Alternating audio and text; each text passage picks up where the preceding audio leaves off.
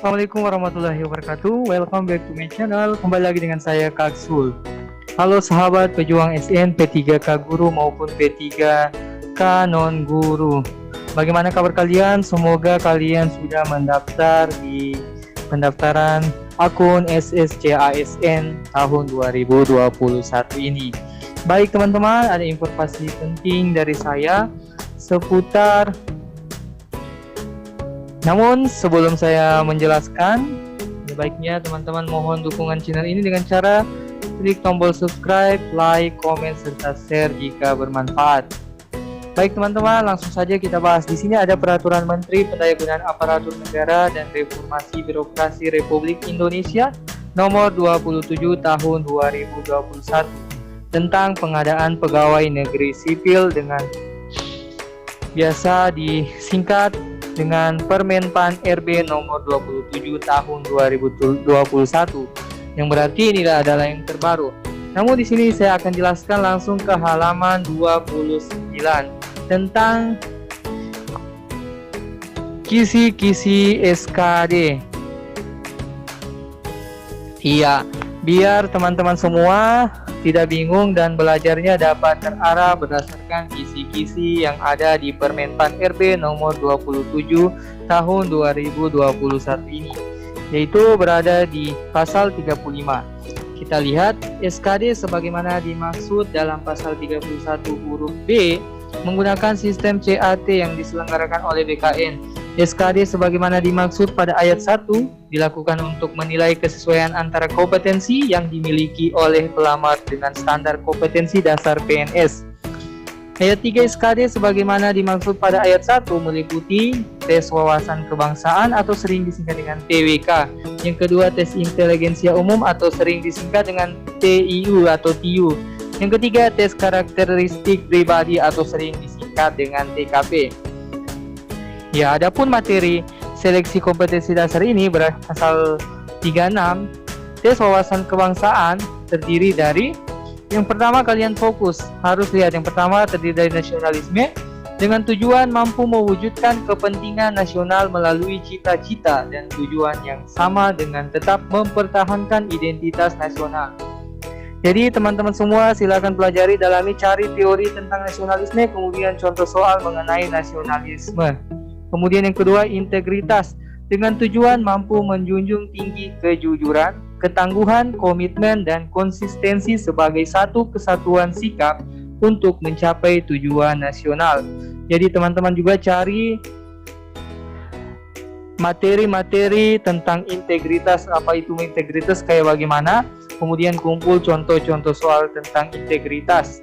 Kemudian yang ketiga, bela negara dengan tujuan mampu berperan aktif dalam mempertahankan eksistensi bangsa dan negara. Jadi teman-teman cari materi bela negara, kemudian cari contoh-contoh soalnya, lalu dalami dan pelajari.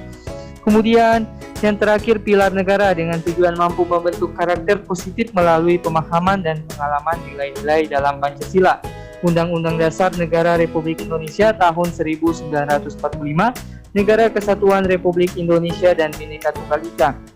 Jadi untuk di pilar negara silakan teman-teman cari contoh-contoh soal mengenai Undang-Undang Dasar Negara Republik Indonesia tahun 1945 dan tentang NKRI. Kumpulkan soal-soal mengenai pilar negara ini, kemudian didalami dan dipelajari agar kalian tidak bingung dan belajarnya dapat terarah. Kemudian di pasal 37 mengenai tes TIU atau tes inteligensia umum terdiri dari yang pertama, kemampuan verbal yang meliputi analogi dengan tujuan mengukur kemampuan individu dalam bernalar melalui perbandingan dua konsep kata yang memiliki hubungan tertentu, kemudian menggunakan konsep hubungan tersebut pada situasi yang lain. Begitu pula ini, cari teman-teman soal yang mengenai tentang analogi, kemudian silogisme juga dengan tujuan mengukur kemampuan individu untuk menarik kesimpulan dari dua pernyataan yang diberikan. Cari contoh soal tentang silogisme agar lebih terarah. Kemudian analitis dengan tujuan mengukur kemampuan individu untuk menganalisis informasi yang diberikan dan menarik kesimpulan. Cari juga soal-soal kumpulan soal tentang analitis biar terarah. Lalu yang bagian B-nya, kemampuan numerik tentang berhitung dengan tujuan mengukur kemampuan hitung sederhana Yang kedua, deret angka dengan tujuan mengukur kemampuan individu dalam melihat pola hubungan angka. Yang ketiga, perbandingan kuantitatif dengan tujuan mengukur kemampuan individu untuk menarik kesimpulan berdasarkan dua data kuantitatif. Dan keempat, soal cerita dengan tujuan mengukur kemampuan individu untuk mengukur analisis kuantitatif dari informasi yang diberikan. Sedangkan bagian C-nya kemampuan figural yang meliputi kemampuan figural ini tentang gambar, namun ada beberapa poin. Yang pertama, analogi dengan tujuan mengukur kemampuan individu dalam bernalar melalui perbandingan dua gambar yang memiliki hubungan tertentu, kemudian menggunakan konsep hubungan tersebut pada situasi lain. Kemudian model ketidaksamaan dengan tujuan mengukur kemampuan individu untuk melihat perbedaan beberapa gambar. Dan yang ketiga, serial dengan tujuan mengukur kemampuan individu dalam melihat pola hubungan dalam bentuk gambar. Jadi teman-teman semua sahabat pejuang ASN P3K, silakan pelajari masing-masing kisi-kisi poin-poin penting ini, cari contoh soalnya di masing-masing, dan kalian dalami, pelajari, kuasai, serta rajin-rajin berlatih agar kalian terbiasa. Untuk soal pasal 38 tentang TKP, tes karakteristik pribadi, terdiri dari pelayanan publik dengan tujuan mampu menampilkan perilaku keramah tamahan dalam bekerja yang efektif agar bisa memenuhi kebutuhan dan kepuasan orang lain sesuai dengan tugas dan wewenang yang dimiliki. Bagian B, jejaring kerja dengan tujuan mampu membangun dan membina hubungan bekerja sama, berbagi informasi dan berkolaborasi dengan orang lain secara efektif. Dan bagian C, sosial budaya dengan tujuan mampu beradaptasi dan bekerja secara efektif dalam masyarakat majemuk terdiri atas beragam agama, suku, budaya, dan sebagainya.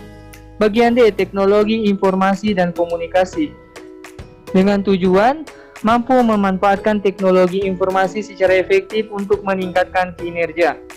Kemudian yang bagian E, profesionalisme dengan tujuan mampu melaksanakan tugas dan fungsi sesuai dengan tuntutan jabatan. Dan bagian F, anti-radikalisme. Ini anti-radikalisme poin penting baru di tahun 2021 ini dengan tujuan menjaring informasi dari individu tentang pengetahuan terhadap anti-radikalisme, kecenderungan bersikap dan bertindak saat menanggapi stimulus dengan beberapa alternatif situasi. Jadi teman-teman, untuk kisi-kisi SKD seputar itu, ya, jadi agar kalian lebih terarah belajarnya, pahami masing-masing poin ini yang saya masuk, agar kalian sudah tahu, oh anti-radikalisme kayak begini, teorinya kayak gini. Kemudian kalian cari contoh-contoh soal TKP terkait ini, lalu pahami agar kalian tidak tertukar-tukar pada saat tesnya.